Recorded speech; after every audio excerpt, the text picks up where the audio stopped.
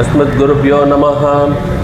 வேதமுடன் ஆழ்வார்கள் அருளிச் செயலும் சீரிய நல்வாக்குடன் இனிய அமுது செய்யும் பற்பல கற்பித்து நம்மை உய்விக்கும் தொண்டாற்றிடும் நம் ஆசான் ஸ்ரீ ஸ்ரீநிதி வாழ்க பல்லாண்டு. வேதாந்த லக்ஷ்மண முனீந்திர கபாத்த போதம் தத்பாதயுக்ம சரசீருஹபிருங்கராஜம் தையந்தயுக்ம கிருதபூரி பரிஷ்ரமம் தம் ஸ்ரீரங்க லக்ஷ்மண முனிம் சரணம் பிரபத்யே. ராமானுஜதயா பாத்திரம் ஞான வைராக்கியபூஷணம் ஸ்ரீமத்வேங்கடநாதார்யம் வந்தே வேதாந்த தேசிகம். லக்ஷ்மீநாதசமாரம்பாம் நாதயாவன மத்தியமாம் அஸ்மதாச்சாரிய பர்யந்தாம் வந்தே குருபரம்பராம்.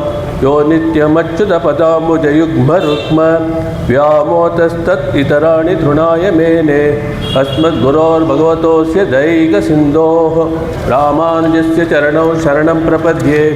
श्रीमान् वेङ्कटनाथार्य कवितार्किककेसरी वेदान्ताचार्यवर्यो मे सन्निधत्तां सदा हृदि. ज्ञानानन्दमयं देवं निर्मलस्फटिकाकृतिम् आधारं सर्वविद्यानां हयग्रीवमुपास्महे. नीलातुङ्गस्तनीतटी सुप्तम् उद्बोध्य कृष्णं पारात्यं संश्रुतिशतशिरसिद्धम् अध्यापयन्ति. शोचिष्टायां सृजनिगलितं या बलात्कृत्य भुङ्क्ते गोदा तस्यै नम इदमिदं भूय एवास्तु भूयः.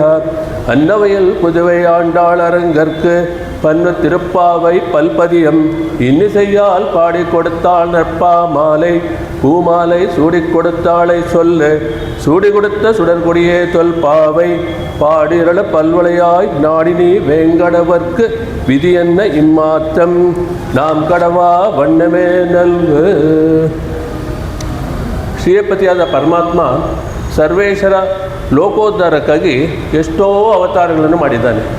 ನಿನ್ನೆ 4ನೇ ಪಾಶುರವಾದ ಆಳಿ ಮಳೆ ಕಣ್ಣ ಒಂದು ನೀ ಕೈಕರವೇಲ್, ಅದರಲ್ಲಿ ಗೋದಾದೇವಿಯು ಮಾರ್ಗಳಿ ನೀರಾಟವೆಂಬ ತಮ್ಮ ವ್ರತವು ಯಶಸ್ವಿಯಾಗಿ ನೆರವೇರುವುದಕ್ಕಾಗಿ ದೇಶದಲ್ಲೆಲ್ಲ ಚೆನ್ನಾಗಿ ಮಳೆ ಸುರಿಯುವಂತೆ ವರುಣದೇವನಿಗೆ ನೇಮಿಸುತ್ತಾಳೆ.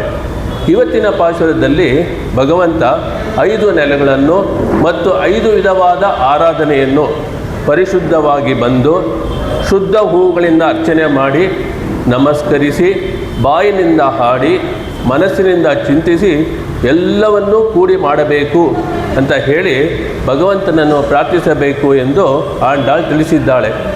ಭಗವಂತನನ್ನು ಕಾಯ ವಾಚ ಮನಸ ಅಂದರೆ ಶರೀರ ಮಾತು ಮತ್ತು ಮನಸ್ಸುಗಳಿಂದ ಪೂಜಿಸಿ ನಮ್ಮ ಪಾಪಗಳನ್ನೆಲ್ಲ ಹೋಗಲಾಡಿಸಿಕೊಳ್ಳಬಹುದು ಎಂಬ ಉಪದೇಶವನ್ನು ಆಂಡಾಳ್ ನೀಡಿದ್ದಾಳೆ.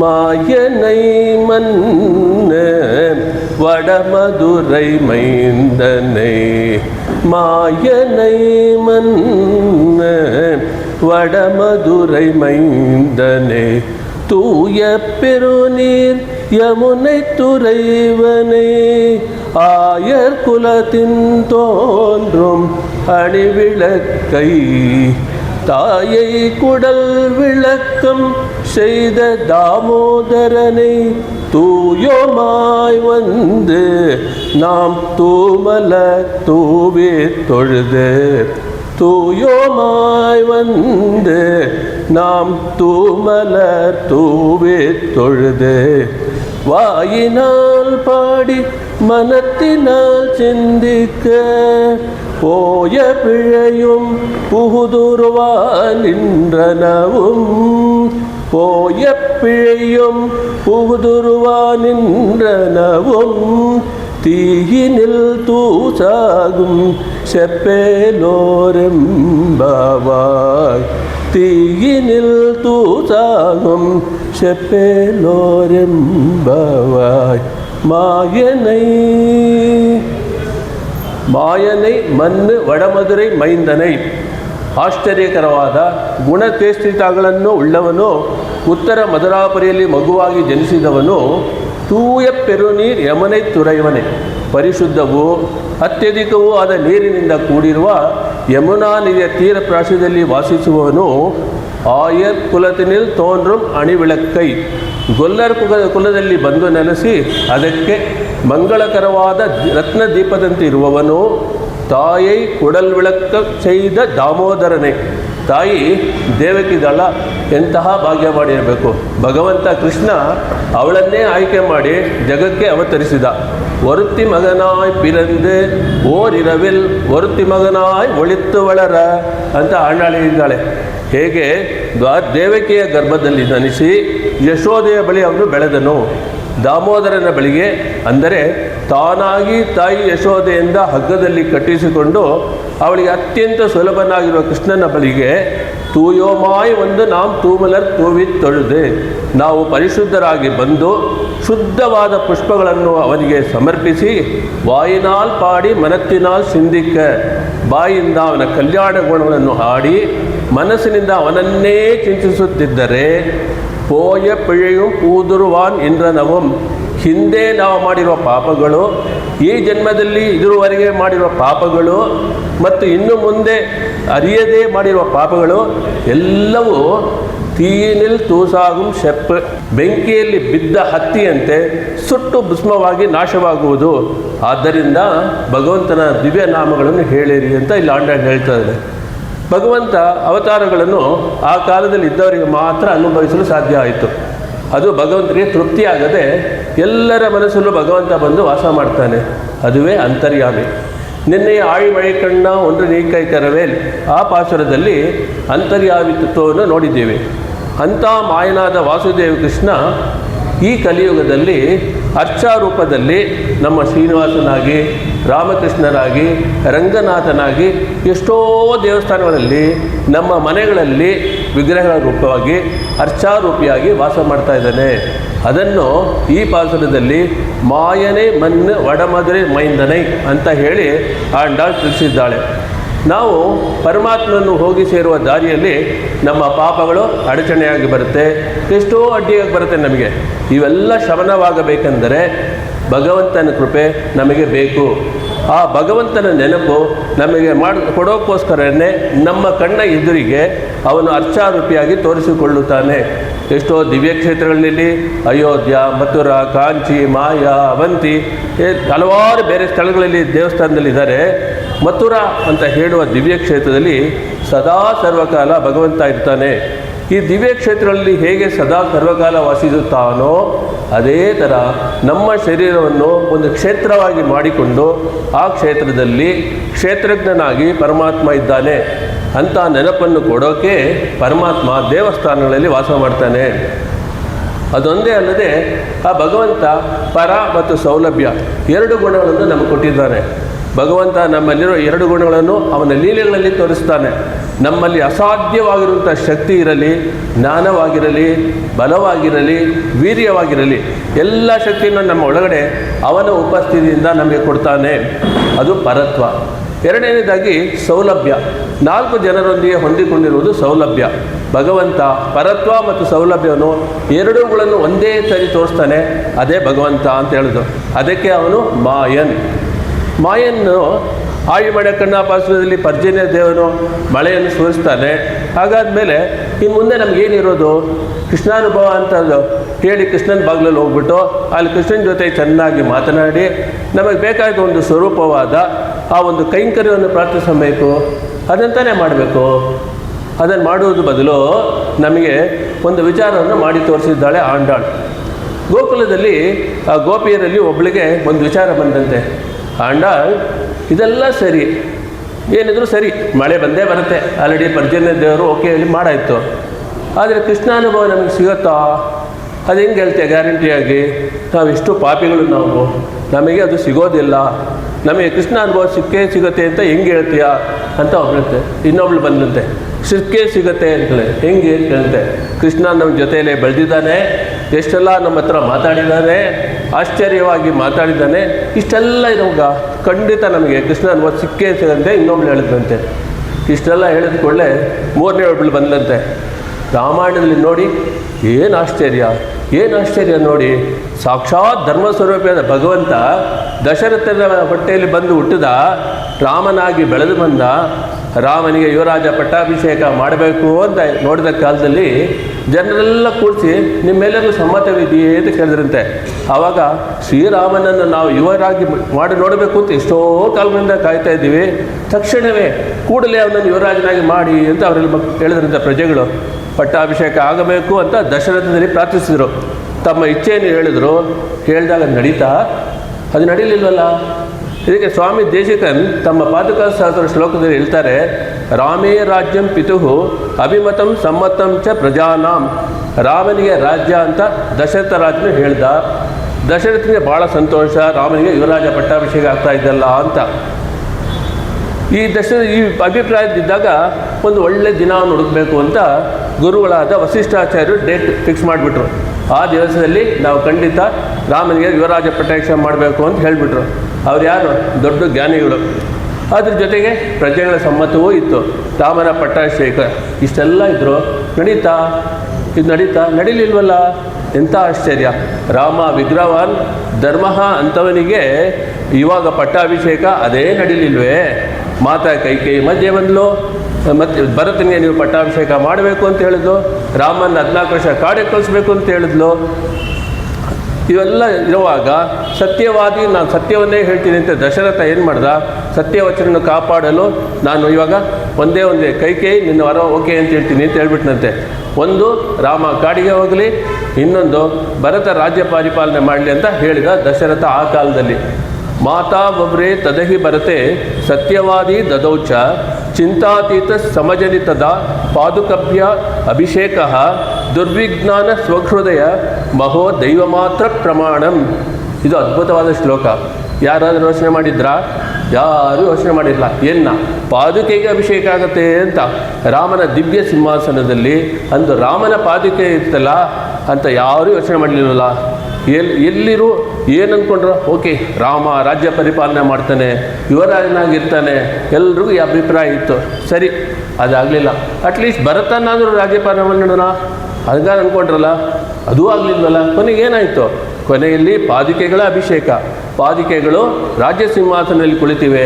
ಅವುಗಳಿಗೆ ಪ್ರತಿನಿಧಿಯಾಗಿದ್ದು ಭರತ ರಾಜ್ಯ ಪರಿಪಾಲನೆ ಮಾಡಿ ಬಂದ. ಯಾರಾದರೂ ಇದನ್ನು ಯೋಚನೆ ಮಾಡಿದ್ರಾ? ಇದಕ್ಕೆಲ್ಲ ಯಾರು ಪ್ರಮಾಣ ಅಂತ ಹೇಳಿದ್ರೆ ದೈವ ಅಂದರೆ ಭಗವಂತ ಒಬ್ಬನಿಗೆ ಮಾತ್ರ ಗೊತ್ತು ಏನು ನಡೆಯುತ್ತೆ ಅಂತ. ಬೇರೆ ಯಾರಿಗೂ ಗೊತ್ತಾಗೋದಿಲ್ಲ. ಇದರ ಬಗ್ಗೆ ತಿಳುವಳಿಕೆ ಕೂಡ ಇರೋದಿಲ್ಲ. ಮಧ್ಯದಲ್ಲಿ ಎಷ್ಟೋ ವಿರೋಧಿಗಳು ಬಂದು ಸೇರುತ್ತೆ. ಕೈಕೇಯಿ ಬಂದಳು, ಮಂಥರೆಯಾಗಿ ಕೂನಿ ಬಂದಳು, ಎಷ್ಟೋ ವಿರೋಧಿಗಳು ಬರಲಿಲ್ವಾ? ಆ ಕಾಲದಲ್ಲಿ ಆ ಥರ ಇರುವಾಗ ನಾವು ಈಗ ಕೃಷ್ಣಾನುಭವ ಬೇಕು ಅಂತ ಹೇಳಿದ್ರೆ ನಮಗೆಲ್ಲಾದರೂ ಸಿಗುತ್ತಾ ಆ ಕೃಷ್ಣಾನುಭವ? ಎಷ್ಟು ಕಷ್ಟ ಅಲ್ವಾ ಅಂತ ಒಬ್ಳು ಹೇಳಿದ್ಲು. ಆ ಗೋಪಿಕೆ ಗುಂಪಲ್ಲಿ ಒಬ್ಳು ಹೇಳಿದ್ಲು, ದಶರಥ ರಾಮನನ್ನು ಯುವರಾಜನೇ ಮಾಡಬೇಕು ಅಂತ ಆಸೆಪಟ್ಟ. ಪ್ರಜೆಗಳು ಆಸೆಪಟ್ಟರು ರಾಮನಿಗೆ ಪಟ್ಟಾಭಿಷೇಕ ಆಗಬೇಕು ಅಂತ. ಅದೇ ನಡೀಲಿಲ್ಲ. ಆ ರೀತಿ ಇರುವಾಗ ಕೃಷ್ಣಾನುಭವ ನಾವು ವಿಚಾರಿಸಿದ್ರೆ ಸಿಗುತ್ತಾ? ಅದು ನಮಗೆ ಅಲಭ್ಯ, ಎಷ್ಟು ದುರ್ಲಭ ಅಂತ ಅವಳು ಹೇಳಿದ್ದಂತೆ. ಈಗ ಹೇಳಿದ ಮೇಲೆ ಇನ್ನೊಬ್ಬಳು ಬಂದಳು. ಏಕೆ ಆ ರೀತಿ ಹೇಳ್ತೀಯಾ? ಹಾಗೆ ಹೇಳೋದು ಬೇಡ, ನಾವು ಚೆನ್ನಾಗಿ ಅನುಭವಿಸ್ಬೋದು. ಕಾರಣ ಏನಂದರೆ, ನೀನು ರಾಮಾವತಾರದ ಬಗ್ಗೆ ಹೇಳ್ತಾ ಇದೆಯಾ, ನಾನು ಕೃಷ್ಣಾವತಾರದ ಒಂದು ಕಥೆ ಹೇಳ್ತೀನಿ, ನೀನು ಕೇಳು ಅಂತ ಹೇಳಿದಂತೆ.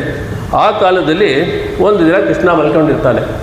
ಯುದ್ಧದಲ್ಲಿ ಸಹಾಯ ಬೇಡ್ಬಿಟ್ಟು ಇಬ್ಬರು ಬರ್ತಾರೆ, ದುರ್ಯೋಧನ ಮತ್ತು ಅರ್ಜುನ. ದುರ್ಯೋಧನ ಮೊದಲು ಬಂದಾಗ ಏನಾಯಿತು? ಕೃಷ್ಣ ಕಣ್ಣು ಮುಚ್ಕೊಂಡು ಯೋಗದಲ್ಲಿದ್ದ. ದುರ್ಯೋಧನ ಬಂದ್ಬಿಟ್ಟು ಏನು ಮಾಡ್ದ? ಅವನ ತಲೆ ಹತ್ರ ಹೋಗಿ ಕುಳಿತುಕೊಂಡ. ಅದೇ ಸಮಯದಲ್ಲಿ ಅರ್ಜುನ ಬಂದು ಏನು ಮಾಡ್ದ? ಅವನ ಕಾಲ ಹತ್ರ ಬಂದು ನಿಂತ್ಕೊಂಡಿದ್ದ. ಕೃಷ್ಣನ ಪಾದ ಹತ್ರ ನಿಂತಿದ್ದಾನೆ. ಈ ಸನ್ನಿವೇಶದಲ್ಲಿ ಕೃಷ್ಣ ಎದ್ದ ಕೂಡಲೇ ಕಣ್ಣು ತೆಗೆದು ಮೊದಲು ಅರ್ಜುನನನ್ನು ನೋಡ್ದ. ಆಮೇಲೆ ತಲೆಯನ್ನು ಎತ್ತಿ ನೋಡಿದ್ರೆ ಹಿಂದ್ಗಡೆ ನಮ್ಮ ದುರ್ಯೋಧನ ಕಂಡ. ನೋಡಿದೆ ಕೂಡಲೇ, ಅರ್ಜುನ ಬಂದಿದ್ದೀಯಾ? ಭಾಳ ಸಂತೋಷ, ಬಾಪ ಅಂತ ಹೇಳ್ದ. ದುರ್ಯೋಧನನ್ನು ನೋಡ್ದ. ಅವನು ನೋಡಿದ ಕೂಡಲೇ, ದುರ್ಯೋಧನ ಮಹಾರಾಜರೇ ಬಂದಿದ್ದೀರಾ, ತುಂಬ ಸಂತೋಷ, ಏನು ಬೇಕು ಇಬ್ಬರಿಗೂ ಅಂತ ಕೇಳಿದ ಕೃಷ್ಣ. ಕೇಳಿದ ಕೂಡಲೇ ದುರ್ಯೋಧನ ಹೇಳ್ದ, ನಾನೇ ಮೊದಲು ಬಂದಿರೋದು, ನನಗೆ ಯುದ್ಧದಲ್ಲಿ ನೀವು ಒಂದು ಸಹಾಯವನ್ನು ಮಾಡಬೇಕು, ಯುದ್ಧದಲ್ಲಿ ಸಹಾಯ ಬೇಕು ಅಂತ ಕೇಳಿದ ಕೂಡಲೇ ಕೃಷ್ಣ ಹೇಳ್ದ, ದುರ್ಯೋಧನ ನೀನು ಮೊದಲು ಬಂದಿದ್ದು ಕೂಡ ಅರ್ಜುನ ನಿನಗಿಂತ ಭಾಳ ಚಿಕ್ಕವನಲ್ವಾ, ಅವನೇ ಇಲ್ಲಿ ನನ್ನ ಕಣ್ಣಿಗೆ ಮೊದಲು ಕಾಣಿಸ್ದ ಅಲ್ವಾ, ಆದ್ದರಿಂದ ಅವನಿಗೇನು ಬೇಕೋ ಅದನ್ನು ಮಾಡಿ ಆಮೇಲೆ ನಿನಗೇನು ಬೇಕೋ ಅದನ್ನು ನಾನು ಖಂಡಿತ ನೆರವೇರಿಸ್ತೀನಿ ಅಂತ ಹೇಳಿದೆ ಕೃಷ್ಣ. ಅರ್ಜುನ ನಿಂಗೇನು ಬೇಕು ಅಂತ ಕೇಳ್ದ. ದುರ್ಯೋಧನಿಗೆ ಇಲ್ಲಿ ಹಾರ್ಟ್ ಅಟ್ಯಾಕು, BP ಜಾಸ್ತಿ ಆಗ್ತಾಯಿದೆ, ಉರ್ಕೋತಾ ಇದೆ. ಅರ್ಜುನ ಏನು ಕೇಳ್ತಾನೋ ಅಂತ ಗೊತ್ತಿಲ್ವಲ್ಲ ಅಂತ. ಕೃಷ್ಣ ಹೇಳ್ದ, ನೋಡ್ರಪ್ಪ, ನನ್ನಲ್ಲಿರೋದು ಎರಡೇ. ಒಂದು ನವಕೋಟಿ ನಾರಾಯಣ ಸೈನ್ಯ 9 ಕೋಟಿ, ಆ ಒಂದು ದೊಡ್ಡ ಸೈನ್ಯ ಇದೆ. ಒಂದು ಪಕ್ಷದಲ್ಲಿ ಅವರಿರ್ತಾರೆ, ಇನ್ನೊಂದು ಪಕ್ಷದಲ್ಲಿ ನಾನು ಒಬ್ಬನೇ ಇದ್ದೇನೆ. ಆ ಥರ ಎರಡಿದೆ ನನ್ನಲ್ಲಿ. ಅರ್ಜುನ ನಿನಗೇನು ಬೇಕು ಅಂದ. ಈ ಥರ ಕೇಳಿದ ತಕ್ಷಣ ಹಂಗೆ ದುರ್ಯೋಧನಿಗೆ ಭಯ ಆಗೋಯ್ತು. ಇವನು ಏನು ಕೇಳ್ತಾನೆ, ನವಕೋಟಿ ನಾರಾಯಣ ಸೈನ್ಯ ಅಂತ ಕೇಳಿಬಿಟ್ರೆ ಆಮೇಲೆ ನಮಗೆ ಆಗೋದೇ ಇಲ್ವಲ್ಲ, ಅದು ಇದ್ಬಿಟ್ರೆ ನಾವೆಲ್ಲ ದುಡ್ಬಿಡ್ತೀವಲ್ಲ, 9 ಕೋಟಿ ಜನ ಇದ್ದಾರಲ್ಲ, ಇವನೇನು ಕೇಳ್ತಾನೆ ಅಂತ ನೋಡ್ತಾನೆ ಇರುವಾಗ ಅರ್ಜುನ ಹೇಳ್ದ, ಕೃಷ್ಣ ನೀನೊಬ್ಬ ಇದ್ದರೆ ಸಾಕು ನನಗೆ, ಬೇರೆ ಯಾರೂ ಬೇಡ ಅಂತ ಹೇಳಿದ ತಕ್ಷಣ ಆಹಾ, ದುರ್ಯೋಧನಿಗೆ ಭಾಳ ಸಂತೋಷ ಆಯ್ತಂತೆ.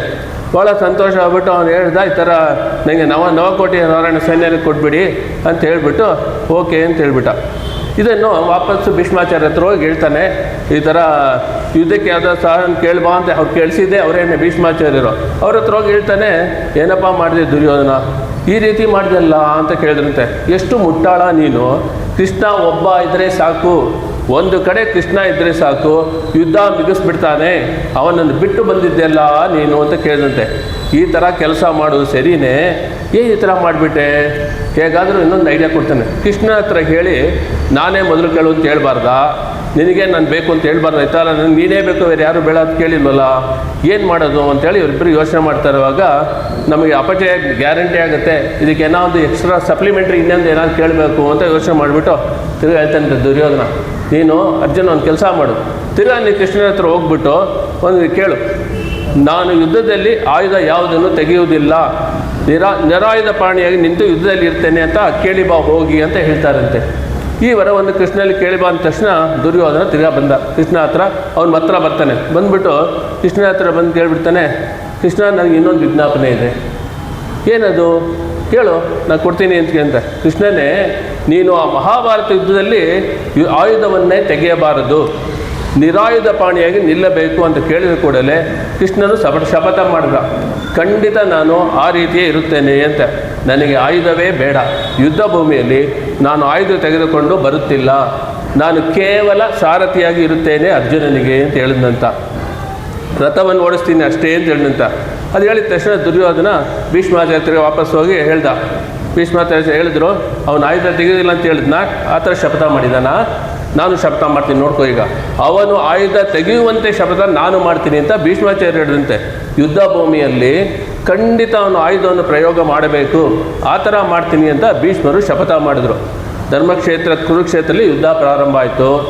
ಒಂದು ದಿವಸ ಭೀಷ್ಮಾಚಾರ್ಯರು ಅವರೇ ಆ ಸೈನ್ಯಗಳೇ ಒಂದು ಕಮಾಂಡರ್ ಆಗಿ ಸೈನ್ಯ ನಡೆಸ್ತಾ ಇರುವಾಗ ಅರ್ಜುನನಿಗೆ ಗುರಿ ಇಟ್ಟು ಬಾಣಗಳಂಗೆ ಮಳೆ ಬರ್ತಾನೆ ಇದೆ ಅಂದರೆ ಅರ್ಜುನನಿಗೆ ಹೊಡಿತಾ ಇದೆ.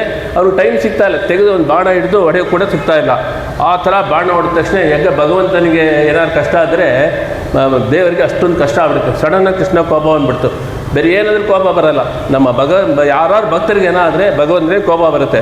ಕೋಪ ಬಂದ್ಕೊಳ್ಳೆ ಏನು ಮಾಡಿದ್ರು, ತಮ್ಮ ಕೈಯಲ್ಲಿರೋ ಕುದುರೆಗಳನ್ನ ಓಡಿಸೋ ಚಾವಟಿ ಇದನ್ನು ಬೀಸಾಕಿದ್ರಂತೆ. ಬೀಸಾಕ್ಬಿಟ್ಟು ಭೀಷ್ಮನ ನೋಡಿ ರಥವನ್ನು ಓಡಿಸ್ಕೊಂಡೋದ್ರು. ಹತ್ರ ಹೋಗ್ಬಿಟ್ಟು ಕೃಷ್ಣ ಆ ಸಮಯದಲ್ಲಿ ಕೃಷ್ಣ ಆ ಪ್ರತಿಜ್ಞೆ ಮಾಡಿದ್ನಲ್ಲ, ಅದೆಲ್ಲ ಗಾಳಿಯಲ್ಲಿ ಹಾರೋಯ್ತು. ಅವನ ಸತ್ಯ ಪ್ರತಿಜ್ಞೆ ಹಾರೋಯ್ತು. ಅವನ ಅದ್ಭುತವಾದ ಕೂದಲೆಲ್ಲ ಗಾಳಿಯಲ್ಲಿ ಹಾರ್ತಾ ಇದೆ.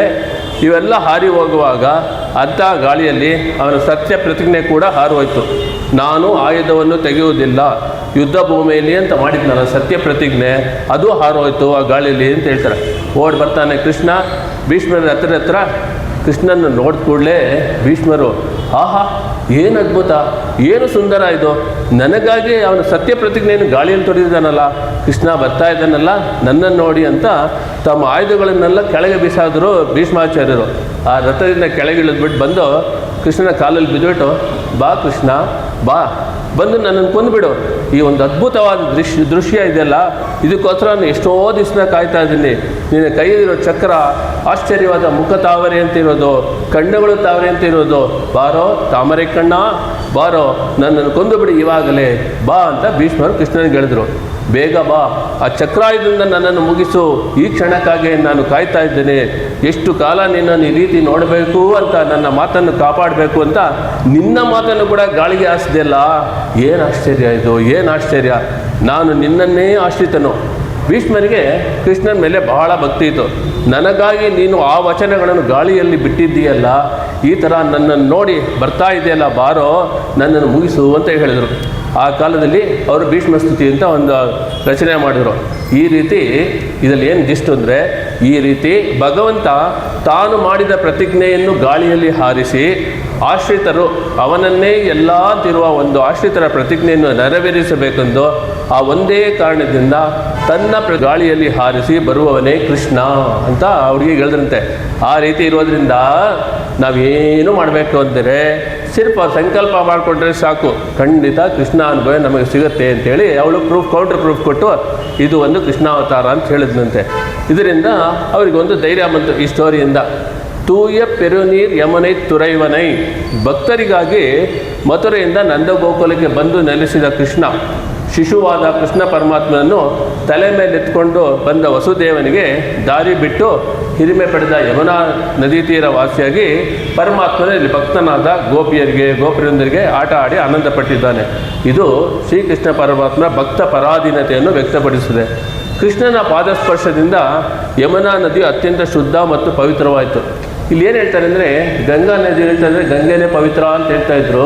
ಅದಕ್ಕೋಸ್ಕರ ನನಗೆ ಯಾರಾದ್ರು ಹೆಲ್ಪ್ ಮಾಡಬೇಕು ಅಂತ ಕೃಷ್ಣನಿಗೆ ಯಮುನಾ ಕಾಯ್ತಾ ಇದ್ದಂತೆ. ಯಮುನಾ ಯಾವಾಗ ಕೃಷ್ಣ ಬಂದು ರಾತ್ರಿ ಬಂದು ಯಮುನಾ ಇವರು ವಸುದೇವ ತಲೆ ಮೇಲೆ ಬುಟ್ಟಿಲಿ ಕೂತ್ಕೊಳ್ಳುವಾಗ ಮೊದಲು ಜಾಗ ಬಿಡ್ತು. ಎರಡನೇದು ಪ್ರವಾಹ ಥರ ಬಂದು ಕೃಷ್ಣನ ಕಾಲನ್ನು ಇದು ಮಾಡ್ದಂತೆ ಟಚ್ ಮಾಡಿದ ತಕ್ಷಣ ಓಕೆ ನಿನಗೂ ಇನ್ಮೇಲೆ ಪರಿಸ್ಥಿತಿ ಇದು ಬಂತು, ಪಾವನತೆ ಬಂತು ಅಂಥೇಳಿ ಅವತ್ತಿಂದ ಯಮುನಾ ಕೂಡ ಗಂಗೆ ಏನು ಕಮ್ಮಿ ಇಲ್ಲ, ಯಮುನಾ ಏನು ಕಮ್ಮಿ ಇಲ್ಲ, ನಾವು ಈಕ್ವಲ್ ಅಂತೇಳಿ ಹೇಳ್ತಾರೆ ಎಲ್ಲ ಪುರಾಣದಲ್ಲಿ. ಕೃಷ್ಣನ ಪಾದಸ್ಪರ್ಶದಿಂದ ಯಮುನಾ ನದಿಯು ಅತ್ಯಂತ ಶುದ್ಧ ಮತ್ತು ಪವಿತ್ರವಾಯಿತು. ಆಯರ್ ಕುಲತಿನಿಲ್ ತೋನ್rum ಅಣಿವಿಳಕ್ಕೈ, ಕೃಷ್ಣನು ಮಥುರಾಪುರಿಯಲ್ಲಿ ಜನಿಸಿದ, ಆದರೆ ಅವನು ತಿರು ಆಯರ್ಪಾಡಿಗೆ ಬಂದನು. ಆದ್ದರಿಂದ ಅವನಿಗೆ ಆಯರ್ ಕುಲತಿನಿಲ್ ತೋನ್rum ಅಂತ ಹೇಳ್ತಾರೆ. ಮಣಿ ಬೆಳಕು ಅಂದರೆ ಆಯರ್ಪಾಡಿಯಲ್ಲಿ ಒಂದು ಮಂಗಳ ದೀಪ ಅಂತೇಳಿ. அங்கண்ணெடுமதில் புடைசூழையோத்தி என்னும் அடிநகரத்து உலகனைத்தும் விளக்கும் ஜோதி வெம்குதிரோன் ಕುಲತ್ತುಕೋರ್ ವಿಳಕ್ಕಾಯ್ ತೋನ್ರಿ. ಇದು ಕುಲಶೇಖರ ಆಳ್ವಾರ್ ಹೇಳೋದು. ಅವ್ರೇನು ಹೇಳ್ತಾರೆ, ಸೂರ್ಯವಂಶಕ್ಕೆ ಬೆಳಕಾಗಿ ಅವತರಿಸಿದ್ರು ಶ್ರೀರಾಮ. ಅದೇ ಥರ ಇಲ್ಲಿ ಆಂಡಾಳ್ ಆಯರ್ ಕೊಲೆಗೆ ಬೆಳಕಾಗಿ ಬಂದಿದ್ದ ನಮ್ಮ ಕೃಷ್ಣ ಅಂತ ಇಲ್ಲಿ ವರ್ಣಿಸಿದ್ದಾಳೆ. ತಾಯಿ ಕುಡಲ್ ವಿಳಕ್ಕಂ ಶೈದ ದಾಮೋದರನೈ, ತಾಯಿ ಯಶೋಧ ಕೈಯಲ್ಲಿ ಕೃಷ್ಣ ಒರಳು ಕಲ್ಲಿಗೆ ಸುಲಭವಾಗಿ ಕಟ್ಟಿಸಿಕೊಂಡ. ದಾಮೋದರ ಅಂದರೆ ಏನರ್ಥ ಅಂದರೆ, ದಾಮ ಅಂದರೆ ಇದು ಹಗ್ಗ, ಉದರ ಅಂದರೆ ಸೊಂಟಕ್ಕೆ ಹಗ್ಗ ಕಟ್ಟಿಸಿಕೊಂಡವನು ಅಂತ ಹೇಳ್ತು ದಾಮೋದರ. ಅದು ದೊಡ್ಡ ಲೀಲೆ ಇದೆ, ಇವತ್ತು ಈ ಟೈಮಲ್ಲಿ ಹೇಳೋಕ್ಕಾಗೋದಿಲ್ಲ, you will see some other time. Damodara ಅಂದರೆ ಒಟ್ಟು ಇಲ್ಲಿ ಇನ್ಫ್ಯಾಕ್ಟ್ ಏನು ಹೇಳ್ತಾರೆ ಅಂದರೆ, ಆ ಮಾರ್ಕ್ ಇನ್ನೂ ಇದೆ ದೇವರಿಗೆ ಅಂತ ನಮ್ಮ ದಿವ್ಯ ದೇಶದಲ್ಲೂ ಕೂಡ ತೋರಿಸ್ತಾರೆ. ಕಣ್ಣಿನುಣ್ ಸಿರುತ್ತಾಂಬಿನಾಲ್ ಕಟ್ಟುಣ್ಣ ಬಣ್ಣಿಯ ಪೆರುಮಾಯನ್ ಎನ್ ಅಪ್ಪನಿಲ್. ಇದರು ಮಧುರ ಕವಿ ಆಳ್ವಾರನವರು ಅವ್ರು ಏನು ಹೇಳ್ತಾರೆ ಅಂದರೆ, ಕೃಷ್ಣನ ಸೌಲಭ್ಯ ಗುಣವನ್ನು ಹಾಗೂ ಅವನ ಮಾಯನ್ ಅಂತ ಇದರಲ್ಲಿ ತಿಳಿಸಿದ್ದಾರೆ. ಇಲ್ಲಿ ಭಗವಂತನ ಸೌಲಭ್ಯ ಸೌಶೀಲ್ಯಾದಿ ಗುಣಗಳು ಪ್ರಕಾಶವಾಗಿದೆ. ಭಕ್ತಿ ಎಂಬ ಹಗ್ಗವನ್ನು ಕೊಟ್ಟು ಪರಮಾತ್ಮ ಕಟ್ಟಿಸಿಕೊಳ್ಳುತ್ತಾನೆ, ಇದು ತತ್ವ. ಈ ತತ್ವವನ್ನು ಯಾರು ಅರ್ಥ ಮಾಡಿಕೊಳ್ಳುತ್ತಾರೋ ಅವರು ಜೀವನದಲ್ಲಿ ಮುಂದೆ ಸಾಗುತ್ತಾರೆ. ಅವನ ಒಳಗಿರುವ ಉಪಸ್ಥಿತಿಯನ್ನು ತಿಳಿದುಕೊಳ್ಳುತ್ತಾರೆ. ದೇವಸ್ಥಾನದಲ್ಲಿ ಬಂದು ಮೊರೆ ಇಡ್ತಾರೆ, ಹೇ ಭಗವಂತ, ನನಗೋಸ್ಕರ ವೈಕುಂಠವನ್ನು ಬಿಟ್ಟು, ಕ್ಷೀರಾಬ್ದಿಯನ್ನು ಬಿಟ್ಟು, ನಿನ್ನ ದಿವ್ಯ ದೇಶವನ್ನೆಲ್ಲ ಬಿಟ್ಟು ನಮ್ಮ ಮನೆ ಹತ್ತಿರ ಇರುವ ದೇವಸ್ಥಾನ ಬಂದು ಕಾಯ್ತಾ ಇದೆಯಲ್ಲ, ಎಂಥ ಕರುಣೆ ನಿನ್ನದು ಅಂತ ಹೇಳಿ ಅವನ ಕೃಪೆ ಅಪಾರ. ಅವನು ಏಕೆ ದೇವಸ್ಥಾನದಲ್ಲಿ ಇದ್ದಾನೆ ಅಂದರೆ, ನಮ್ಮ ತ್ರಿಕರಣ ಶುದ್ಧಿ ಏರ್ಪಡಿಸೋಕ್ಕೋಸ್ಕರ, ನಮ್ಮನ್ನೆಲ್ಲ ಮಹಾತ್ಮರಾಗಿ ಮಾಡೋಕ್ಕೋಸ್ಕರ ಪರಮಾತ್ಮ ದೇವಸ್ಥಾನದಲ್ಲಿ ನಿಂತಿದ್ದಾನೆ. ಯಾರು ಮಹಾತ್ಮ ಅಂತ ಹೇಳಿದ್ರೆ, ಮನಸ್ಸಲ್ಲಿ ಏನನ್ನು ಧ್ಯಾನಿಸುತ್ತಾನೋ ಅದನ್ನು ಬಾಯಲ್ಲಿ ಮಾತನಾಡುವುದು, ಏನನ್ನು ಬಾಯಿಂದ ಮಾತನಾಡುತ್ತಾನೋ ಅದೇ ಕೆಲಸದಲ್ಲಿ ತೋರಿಸೋದು ಅವನು Mahatma. Walk the talk the walk, they say in English. ಆ ಥರ ಕಾಯ ವಾಚ ಮನಸ ಮೂರನ್ನು ಒಂದೇ ಸಂಧಿಯಲ್ಲಿ ಏರ್ಪಡಿಸೋದಕ್ಕೋಸ್ಕರ, ಒಂದೇ ಭಾವನೆಯನ್ನು ಈ ಮೂರಲ್ಲೂ ಏರ್ಪಡಿಸೋದಕ್ಕೋಸ್ಕರ ಭಗವಂತ ದೇವಸ್ಥಾನ ಬಂದು ನಿಂತಿದ್ದಾನೆ ಅರ್ಚಾರೂಪಿಯಾಗಿ. ತೂಯೋಮಾಯ್ ಒಂದೇ. ಇದರಲ್ಲಿ ಸ್ನಾನದ ಮೂಲಕ ಪಡೆಯುವ ಬಾಹ್ಯ ಶುದ್ಧಿಯನ್ನು ಮಾತ್ರ ಹೇಳದೆ ಅಂತರಂಗ ಶುದ್ಧಿಯನ್ನು ಹೇಳ್ತಾ ಇದ್ದಾಳೆ ಆಂಡಾಳ್.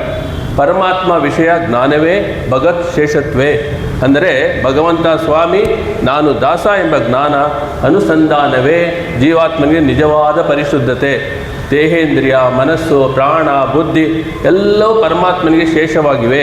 ಪರಮಾತ್ಮನೇ ನಮಗೆ ಉಪಾಯ, ಅವನ ಕೈಂಕರ್ಯವೇ ನಮಗೆ ಪುರುಷಾರ್ಥ. ಈ ಎರಡನ್ನು ತಿಳ್ಕೊಳ್ಳದೆ ಜೀವಾತ್ಮಕ್ಕೆ ಭಾವಶುದ್ಧಿ, ಇಂತಹ ಮನೋಭಾವ ಹೊಂದಿ ಪರಿಶುದ್ಧರಾಗಿ ಬಂದಿದ್ದೀವಿ ಅಂತ ಗೋಪಿಕೆಯರು ಹೇಳ್ತಾರೆ. ಆಂಡಾಳ್ ಗೋಪಿಕೆಯರು ನಾಮ್ ತೂಮಲ ತೂವಿ ತೊಳೆದೆ, ಪುಷ್ಪಗಳಿಂದ ಅವನಿಗೆ ಆರಾಧನೆ ಮಾಡಿ, ಅವನಿಗೆ ಅರ್ಚನೆ ಮಾಡಿ, ಪಾದಾರವಿಂದದಲ್ಲಿ ಪುಷ್ಪಾರ್ಚನೆಯನ್ನು ನಾವು ಮಾಡಬೇಕು ಅಂತ ಹೇಳ್ತಾರೆ.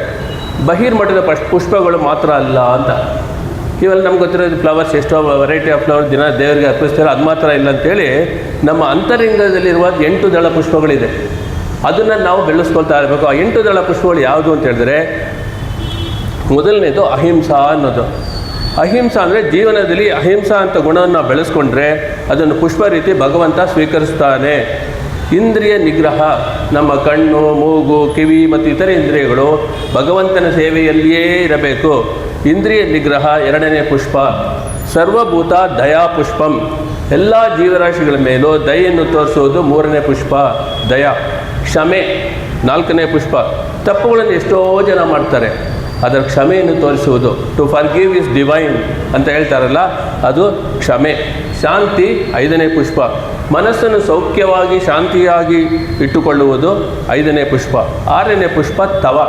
ನಮ್ಮ ನಾಲಿಗೆ, ನಮ್ಮ ಶರೀರ, ನಮ್ಮ ಮನಸ್ಸು ನಿಯಂತ್ರಣದಲ್ಲಿ ಇಟ್ಟುಕೊಳ್ಳುವುದೇ ತವ ಪುಷ್ಪ. 7ನೇ ಪುಷ್ಪ ಧ್ಯಾನ, ಭಗವಂತನ ಧ್ಯಾನ, ಒಳ್ಳೆಯದನ್ನು ಧ್ಯಾನ ಮಾಡುವುದು. ಮತ್ತು ಕೊನೆಯದಾಗಿ ಸತ್ಯಂ, ಯಾವಾಗಲೂ ಸತ್ಯವನ್ನೇ ನುಡಿಯುವುದು. ಈ ಥರ ಈ 8 ಪುಷ್ಪಗಳು ಭಗವಂತನಿಗೆ ಬಹಳ ಪ್ರೀತಿಕರವಾಗಿರುತ್ತದೆ ಅಂತ ಹೇಳ್ತಾರೆ.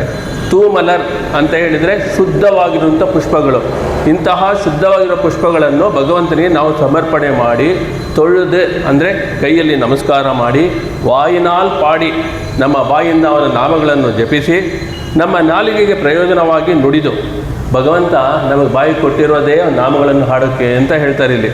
ಮನತ್ತಿನಾಲ್ ಸಿಂಧಿಕೆ, ಆ ಭಗವಾನ್ ನಾಮಗಳ ಹಿರಿಮೆಯನ್ನು ನಮ್ಮ ಮನಸ್ಸಿನಲ್ಲಿ ಸದಾ ಸರ್ವಕಾಲ ಚಿಂತಿಸಿ ಅವನ ಧ್ಯಾನವನ್ನು ಏರ್ಪಡಿಸಿಕೊಂಡರೆ ನಮ್ಮ ಜೀವನದಲ್ಲಿ ಏಳಿಗೆ ಉಂಟಾಗುತ್ತದೆ. ಬರುವಂಥ ಅಡ್ಡಿಗಳೆಲ್ಲ ಶಮನವಾಗುತ್ತೆ. ತೂಮಲ ತೂವಿ ತೊಳೆದು ವಾಯಿನಾಲ್ ಪಾಡಿ ಮನತ್ತಿನಾಲ್ ಸಿಂಧಿಕ ಅನ್ನೋದು ಕಾಯ ವಾಚ ಮನಸ ಅವನ ಕೈಂಕರ್ಯದಲ್ಲೇ ಇರೋದೇ ನಮಗೆ ಹಿತ. ಮೊದಲು ಕೃಷ್ಣ ತತ್ವ ಅಂತ ಹೇಳಿ, ಹಿತವನ್ನು ಹೇಳಿ, ಇದಕ್ಕೆ ಫಲ ಪುರುಷಾರ್ಥ ಏನು ಅಂತ ಹೇಳಿದ್ದಾಳೆ ಆಂಧ್ರಾಲ್.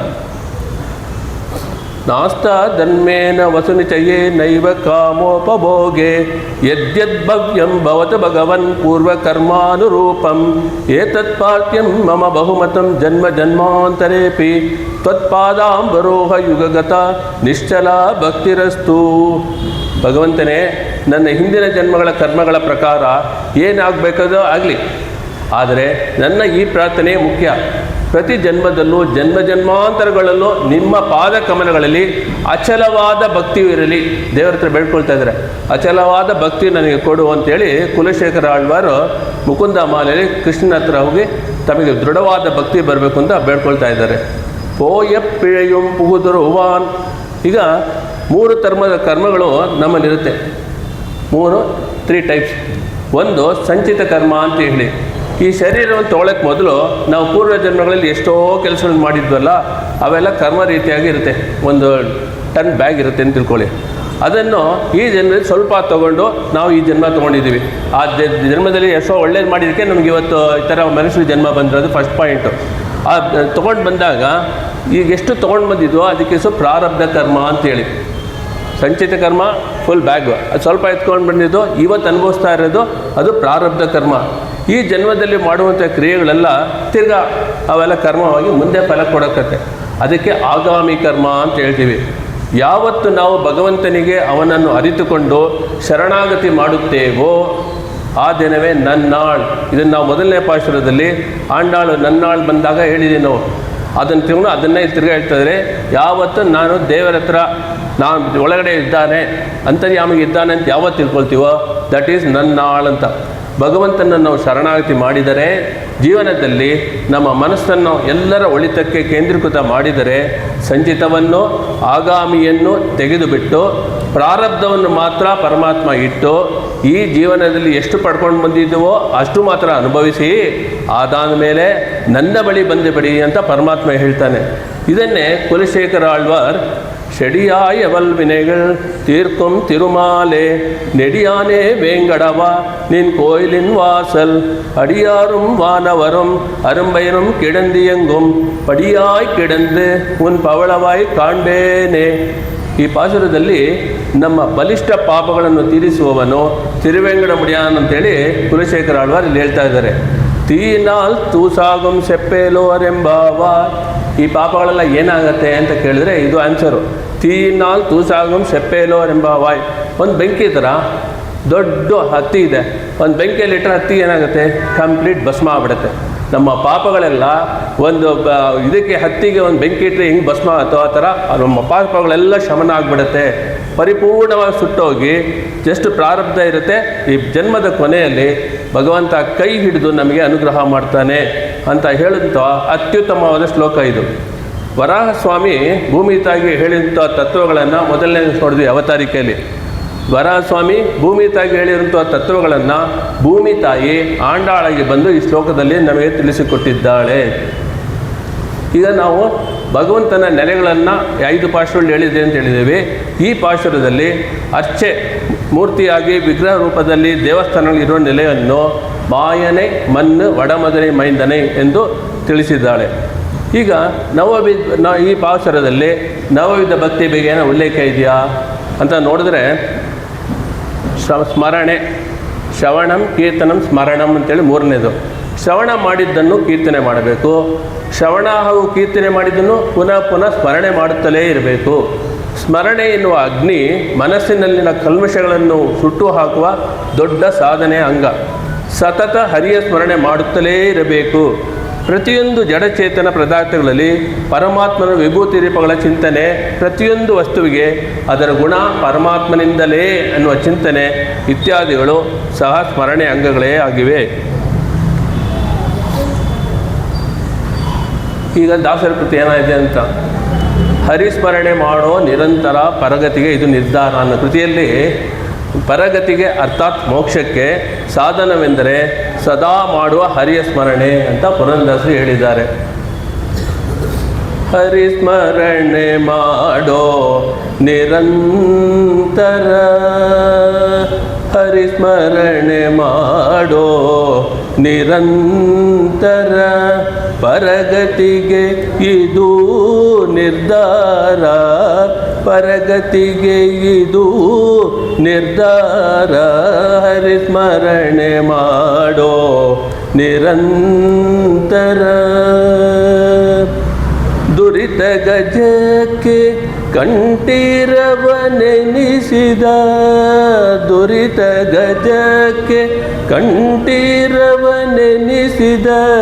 ಶರಣಾಗತ ರಕ್ಷಕ ಪಾವನನೇ, ಶರಣಾಗತ ರಕ್ಷಕ ಪಾವನನೇ. ಹರಿಸ್ಮರಣೆ ಮಾಡೋ ನಿರಂತರ. ಶ್ರೀಶ ಪುರಂದರ, ಶ್ರೀಶ ಪುರಂದರ ವಿಠಲರಾಯನ, ಶ್ರೀಶ ಪುರಂದರ ವಿಠಲರಾಯನ, ಸೃಷ್ಟಿಗೊಡೆಯನ ಮುಟ್ಟಿ ಭಜಿಸುನಿ. ಶ್ರೀಶ ಪುರಂದರ ವಿಠಲರಾಯನ, ಸೃಷ್ಟಿಗೊಡೆಯನ ಮುಟ್ಟಿ ಭಜಿಸುನಿ. ಹರಿಸ್ಮರಣೆ ಮಾಡೋ ನಿರಂತರ, ಪರಗತಿಗೆ ಇದು ನಿರ್ಧಾರ. ಹರಿಸ್ಮರಣೆ ಮಾಡೋ ನಿರಂತರ, ಸ್ಮರಣೆ ಮಾಡೋ ನಿರಂತರ. ಈ ಕೀರ್ತನೆ ಮುಖ್ಯ ಸಂದೇಶ ಏನಾಗಿದೆ ಅಂದರೆ, ನಾವು ನಿರಂತರವಾಗಿ ಹರಿಯ ನಾಮಸ್ಮರಣೆ ಮಾಡಬೇಕು. ಏಕೆಂದರೆ ಅದೇ ಮೋಕ್ಷಕ್ಕೆ ಅಥವಾ ಪರಗತಿಗೆ ದಾರಿ. ಹರಿಯನ್ನು ಸದಾ ನೆನಪು ಮಾಡುವುದರಿಂದ ಹರಿಯು ನಮ್ಮ ಪಾಪಗಳನ್ನು ನಾಶ ಮಾಡುತ್ತಾನೆ ಮತ್ತು ಶರಣಾದವರನ್ನು ರಕ್ಷಿಸುತ್ತಾನೆ ಎಂದು ದಾಸರಲ್ಲಿ ಹೇಳ್ತಾರೆ. ಹರಿಯನ್ನು ಭಜಿಸಿದ್ದಕ್ಕಾಗಿ ಪ್ರಹ್ಲಾದನನ್ನು ಹಿರಣ್ಯಕಶಿಪುವಿನಿಂದ ರಕ್ಷಿಸಿದಂತೆ ಭಕ್ತರನ್ನು ಭಗವಂತನು ಕಾಪಾಡುತ್ತಾನೆ. ಆದ್ದರಿಂದ ಈ ಎಲ್ಲ ನಿರ್ದೇಶನಗಳನ್ನು ಹೇಳಿ ಪುರಂದರ ವಿಠಲನ ನಾಮಸ್ಮರಣೆ ಮಾಡುವುದರಿಂದ ಜೀವನದಲ್ಲಿ ಶಾಂತಿ ಮತ್ತು ಮೋಕ್ಷ ಸಿಗುತ್ತೆ ಎಂದು ದಾಸರು ತಿಳಿಸ್ತಾರೆ. ಇದರೊಂದಿಗೆ ತಿರುಪ್ಪಾವೈನ ಮೊದಲ ಭಾಗ ಮುಗಿದಿದೆ. ಮೊದಲ 5 ಪಾಶುರಗಳಲ್ಲಿ ಆಂಡಾಳ್ ಭಗವಂತನ 5 ನೆಲೆಗಳಾದ ಪರ, ವ್ಯೂಹ, ವಿಭವ, ಅಂತರ್ಯಾಮಿ, ಅರ್ಚೆಯನ್ನು ತಿಳಿಸಿದ್ದಾಳೆ. ಇನ್ನು ಮುಂದೆ ಬರುವ 10 ಪಾಶುರಗಳು, ಪಾಶುರ 6ರಿಂದ 15 ಆಂಡಾಳ್ 10 ಗೋಪಿಗಳನ್ನು ಎಬ್ಬಿಸುವರ ಬಗ್ಗೆ ತಿಳಿಸಿದೆ. ನಾಳಿನ ಪಾಶುರ ಕುಳ್ಳುಂ ಸಿಲಮೆನಕಾನ್ ಕುಳ್ಳರೈನ್ ಕೋಯಿಲ್. ಅದನ್ನು ನಾಳೆ ಮೊದಲನೇ ಗೋಪಿಯನ್ನು ಹೆಂಗೆ ಎಬ್ಬಿಸ್ತಾಳೆ ನೋಡೋಣ. ಶತಮಕಮಣಿ ನೀಲಾಚಾರು ಕಲ್ಹಾರ ಹಸ್ತ ತನಬರಮಿತಾಂಗಿ ಸಾಂದ್ರ ವಾತ್ಸಲ್ಯ ಸಿಂಧು ಅಲಕವಿನಿತಾಭಿ ಶ್ರದ್ಧರ ಕೃಷ್ಣನಾಥ ವಿಲಸತೃದಿ ಗೋದ ವಿಷ್ಣು ಚಿತ್ತಾತ್ಮ ಜಾನಃ. ಆಂಡಾಳ್ ತಿರುವಡಿಗಳೇ ಶರಣಂ. ಸರ್ವಂ ಶ್ರೀ ಕೃಷ್ಣಾರ್ಪಣಮಸ್ತು.